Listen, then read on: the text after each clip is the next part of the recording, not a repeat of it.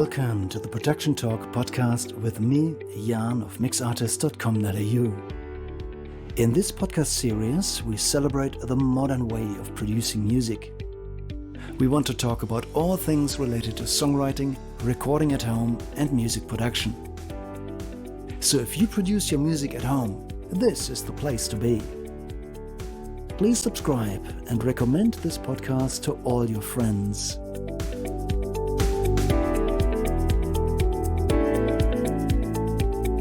This is the Production Talk podcast, episode 68.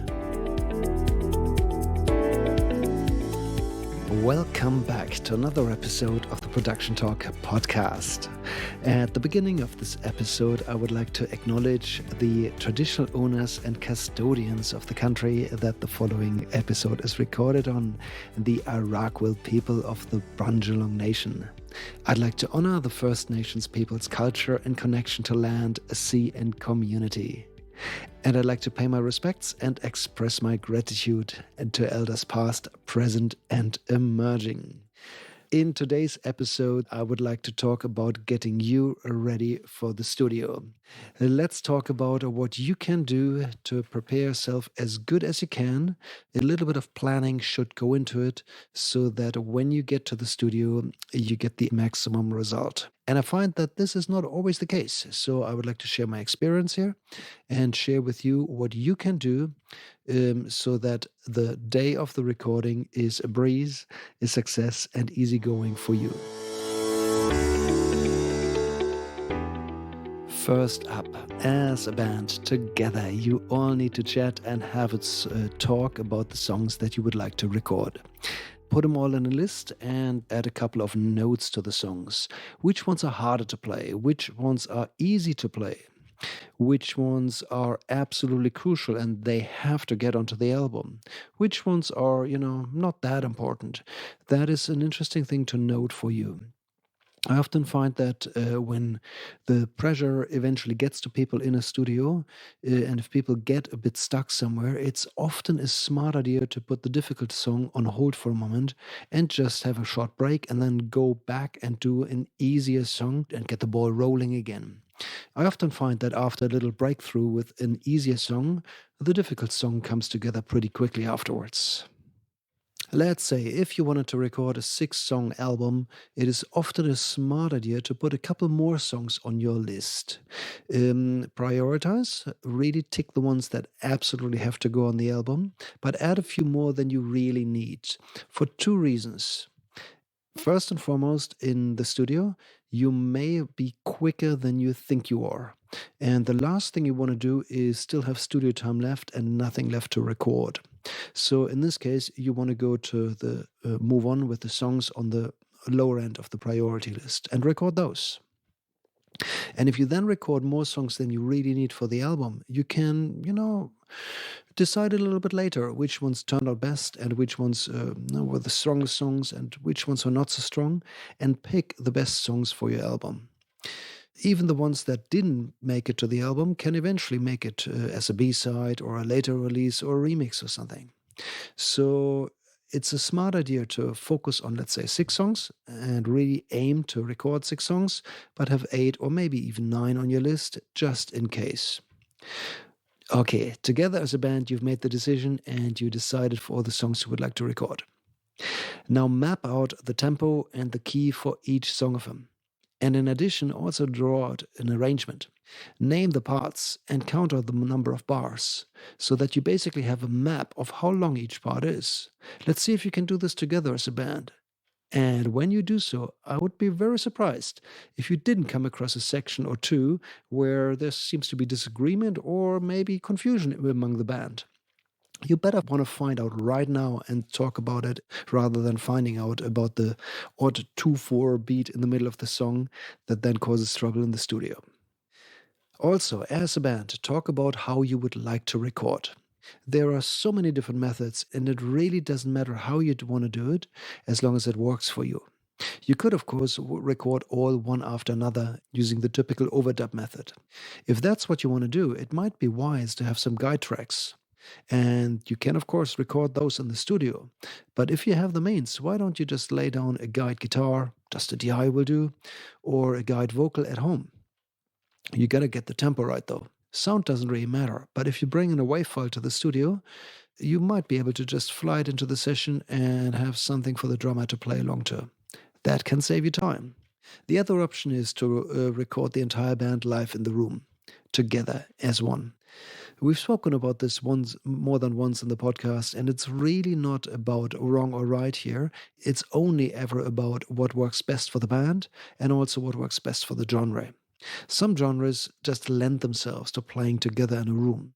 Others, let me think about something, let's say metal, are often best produced when you record one after another in overdub method.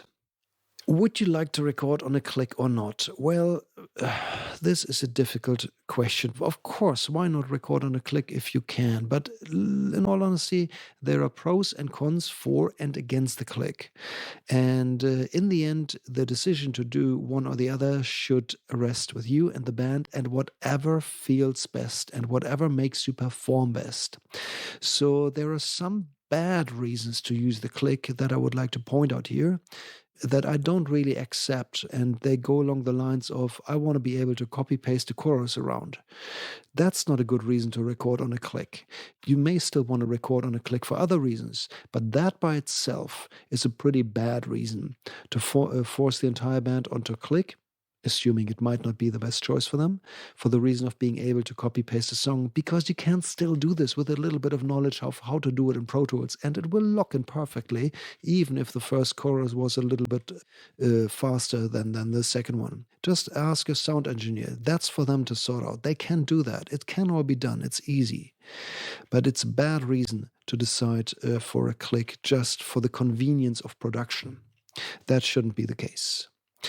Anyway, if you're unsure, well, why don't you just do a test?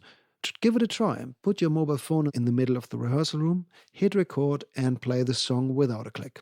And then you do the same again where the drummer listens to the click and play again. Compare the two versions and talk about it. Which ones do you like better and why? Those are good things to discuss. Okay. If in doubt, do a test. That's my point here. And of course, you can always change your mind later in the studio. Also, as a band, talk about your goals. What are you actually trying to achieve with this album? It's not just for you and your close mates, is it? You probably want to release it. You want to get it out there. You want the public to hear it. Chances are you want to play tours. You may want to get gigs with that or sell CDs or whatever that is. Make vinyl. Talk about the goals and be realistic about them. Next up, if as a band you can pull off one day a song, that's a fantastic outcome. That's really good. Some bands can achieve more, but if you head into the studio with the goal of recording 5 songs a day for 2 days, so 10 songs all up in 2 days, well, there's a chance you might be setting yourself up for disappointment here. Because even if you can do it in the rehearsal room, in the studio, you're under the microscope, and the microphones hear things that you may not hear in the rehearsal room. What I'm trying to say is that when you listen back to your recordings in the rehearsal room, they are pretty raw and rough sounding, and some of the details that may be important to you may not even come through. But once you're in the studio, all of these details will come to the foreground.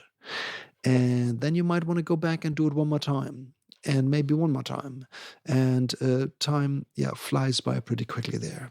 So if you have the firm goal to record way too many songs in not enough time, there's a good chance that you might run overtime, that you might start to stress yourself, that you run out of time and get under pressure. And that's not the best place to perform from. So be realistic about it. Be very realistic. 1 song a day is a really, really good outcome. 2 songs a day, well, some bands are comfortable doing that, but not everybody is, and that's okay. If you are not quite sure whether your goals are achievable or maybe too ambitious, maybe just speak to your recording engineer and ask them for their opinion. They can probably give you some guidance.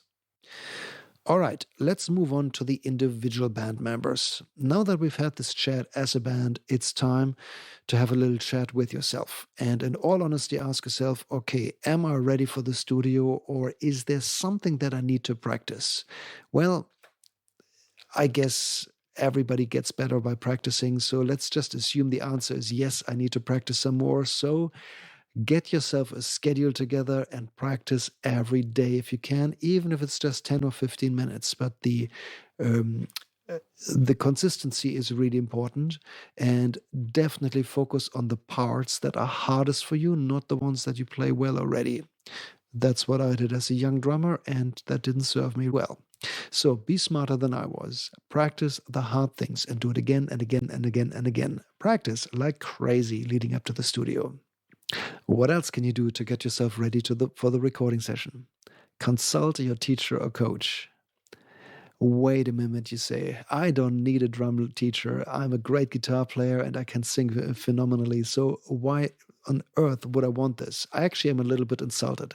No, actually, I need to talk to you about exactly this, because you shouldn't be. If my suggestion of you getting yourself a guitar teacher or a drum teacher or a singing coach is insulting to you, well, let's talk about this. Why is this? I find this again and again and again. And when I bring up the phrase vocal coach to a singer, I often find it's almost like a taboo, and it almost feels like I'm trying to hurt their feelings, but it shouldn't be like this.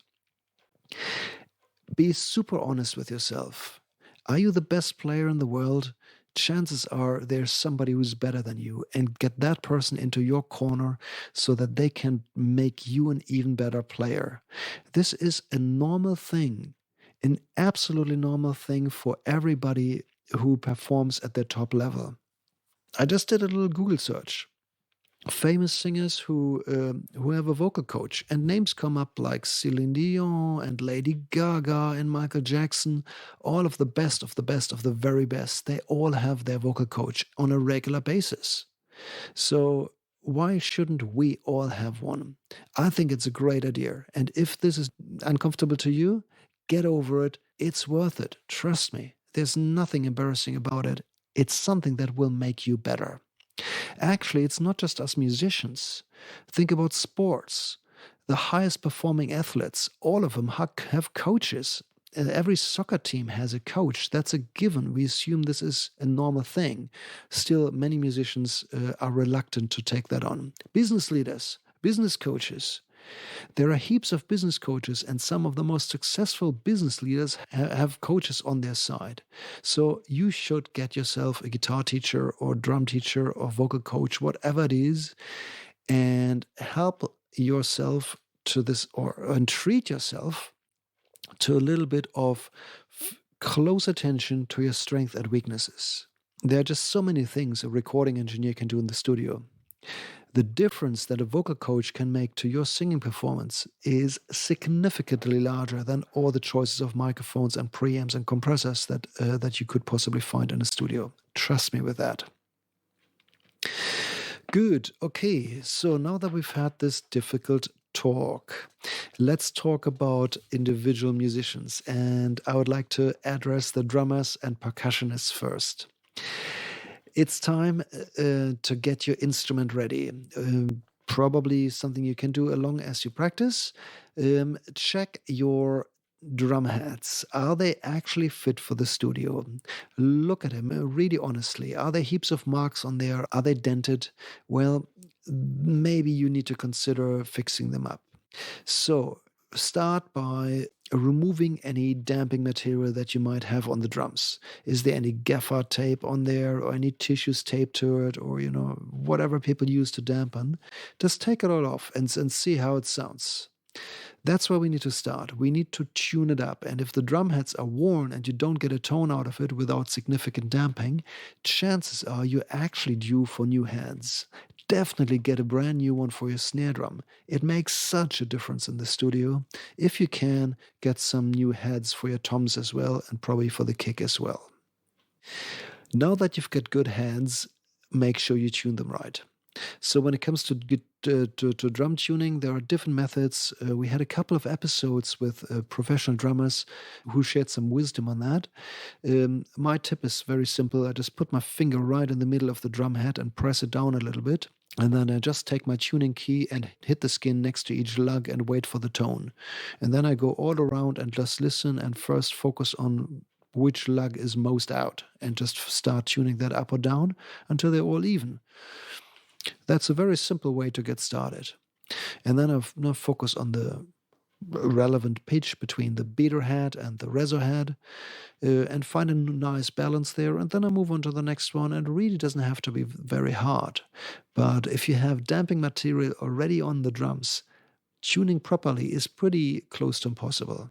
Or if the heads are really old and worn. So they need to go then, replace them. Oil and clean your pedals. I mean that. Very honestly, have a very close look at them and listen very carefully. Can you hear your pedal? If you can hear it, then the microphones will hear it. And wait until I add some compression. All of this little tiny bit of squeaking will come out and bite us in the mix. So you need to fix this right now and oil your pedals. Make sure they work perfectly smoothly and quietly. Check the beater. Is it an old felt beater from about 20 years ago? And is it pretty round and fluffy? Well, chances are you won't get a smack out of this kick drum anymore with an old worn beater. They're not expensive. Maybe consider a new one. I personally really like the ones that have a felt on one side and a plastic head on the other. So you can actually switch it pretty much from song to song. Makes a huge difference to the sound. It's definitely worth checking out. Good. Now that we've got the beaters oiled and the drum heads all tuned, let's think about some good methods to dampen your drum heads if you need to. Moon Jail is what I recommend. Doesn't cost the world. It comes in a little black box. It's some sticky stuff that you just throw into the drum, and you can nicely tune the amount of dampening by going closer to the rim or further to the middle. Makes a big difference. Add one or two, put them closer to the mic or further away from the microphone, makes a big difference. And it's allows you to really fine tune your dampening very well. So that's a good thing to have. Moon Jail is definitely worth having in the studio. Next up, check your cymbals.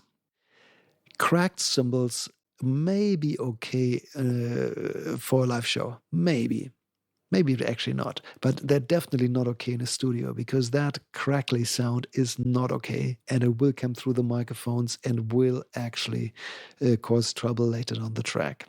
So if your cymbals are cracked, don't use them, use another one, borrow one, doesn't matter, but you can take a cracked cymbal to the studio. As a general rule, you never want to have any metal on the cymbals. So now check the point where they're mounted on the stand. There should always be this plastic sleeve among, and they should be sitting on felt.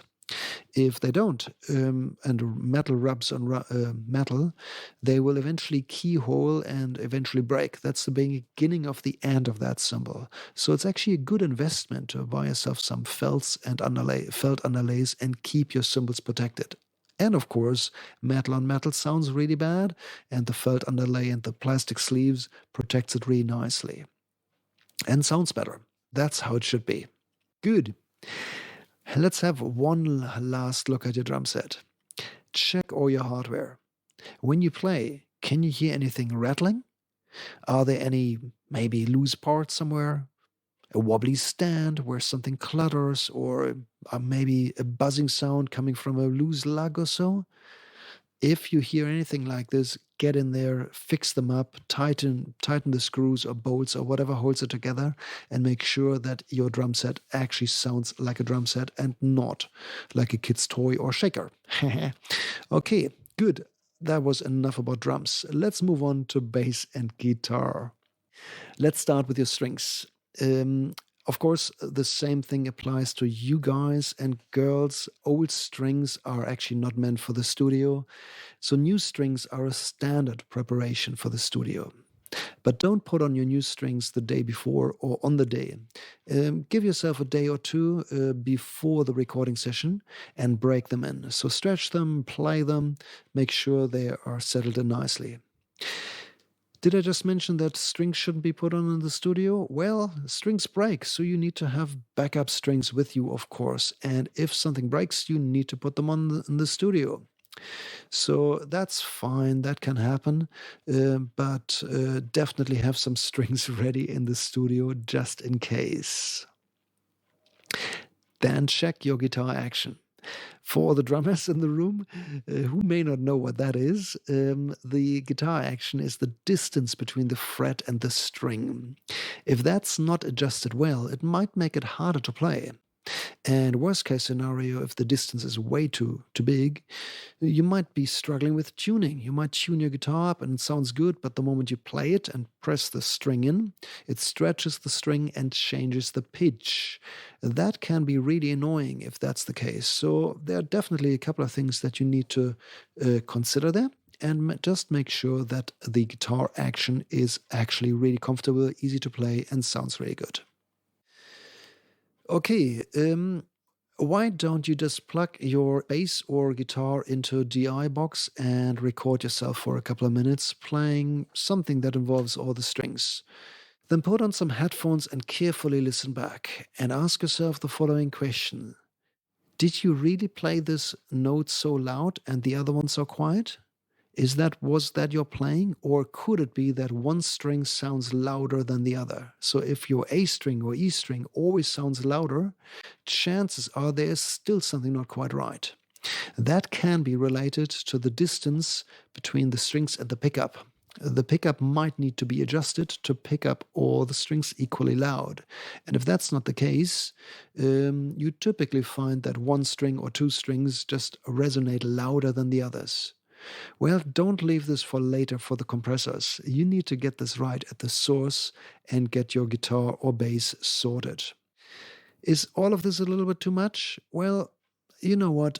You can just take your instrument to the local guitar shop and hand it over to them. They'll happily do that for you, and you'll get it back within a couple of hours sometimes in perfect shape.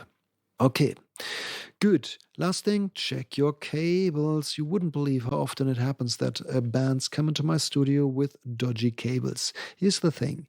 I have a couple of instrument cables, and so should every proper studio in the world.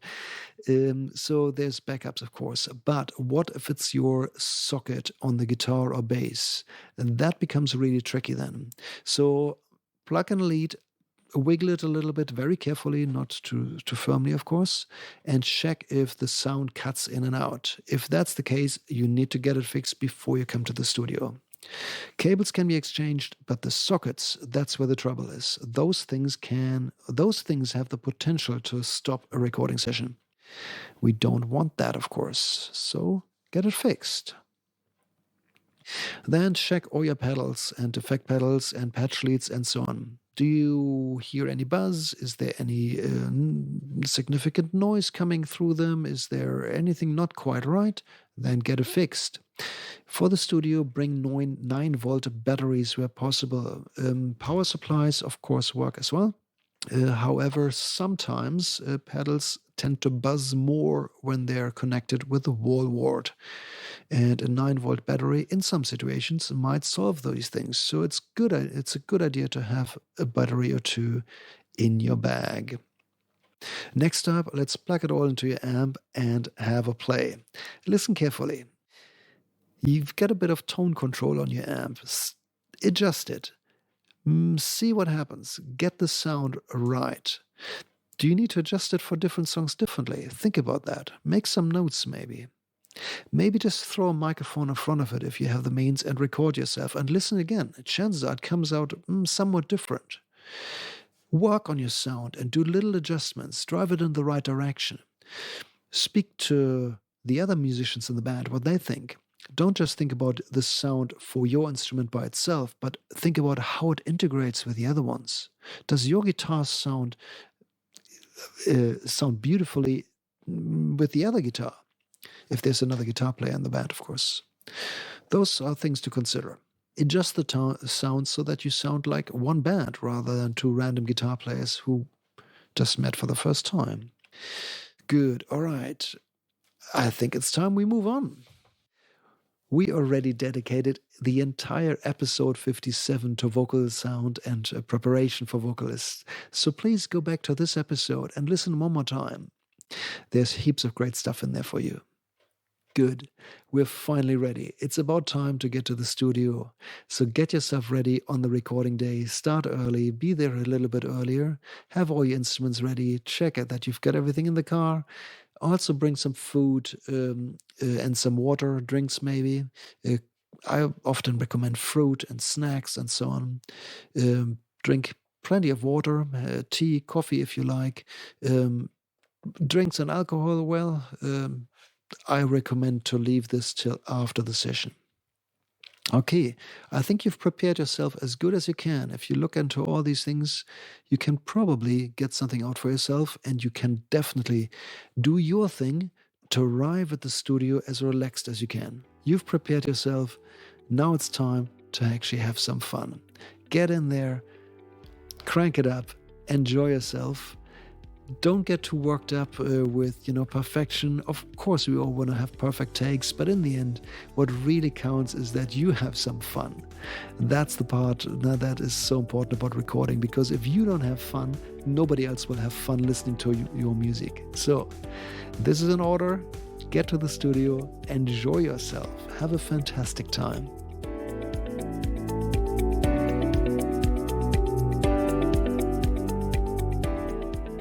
This is all from me for today. I hope you enjoyed this episode, preparation for the studio. I would really like you to do me one big favor. If there was one tiny little element in today's episode that was useful to you, please, please, please share it with all your friends and fellow musicians. You can probably think about a face or two who would benefit from this episode. So do me a favor and reach out to your friends and recommend the Production Talk podcast. That would really make my day. Thank you for subscribing and thank you for sharing. I really appreciate this. You can always reach out to me directly if you want to speak to me via my website mixartist.com.au. That's a place where I offer online mixdown services and, of course, studio recording services if you want to produce your band. There's a contact form, there's my email address. You can easily contact me this way if you want to talk about your music. I would love to hear from you. And that's all for today. I'll speak to you again next week. Bye for now.